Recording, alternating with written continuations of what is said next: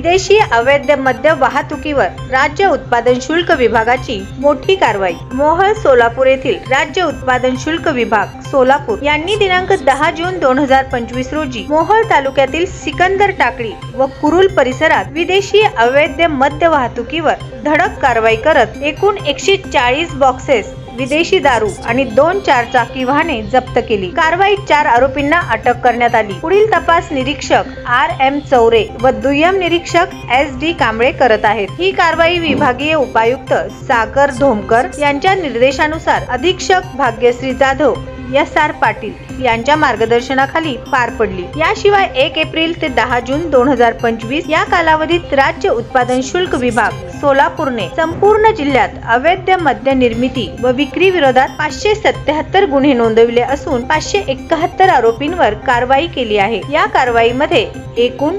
1.68 कोटींचा मुद्देमाल जप्त करण्यात आला आहे। मागील वर्षाच्या तुलनेत गुन्ह्यात 25% वाढ व जप्त मुद्देमालात 35% वाढ झाली आहे। याच कालावधीत जिल्ह्यातील विविध ढाब्यांवर अवैध मद्य विक्री होत असल्याचे आढळून आले असून एकूण 33 ढाब्यांवर गुन्हे दाखल, 132 जणांवर कारवाई व न्यायालयाने सुमारे 5.51 लाखांचा दंड ठोठावला आहे। राज्य उत्पादन शुल्क विभागाने जनतेला आवाहन केले आहे की अवैध मद्य विक्रीबाबत माहिती टोल फ्री क्रमांक 1800 23 39 999 किंवा व्हॉट्सअप नंबर 8422 00 13 84 22 00 11 33 वर कळवावे। माहिती देणाऱ्यांची गोपनीयता राखली जाईल।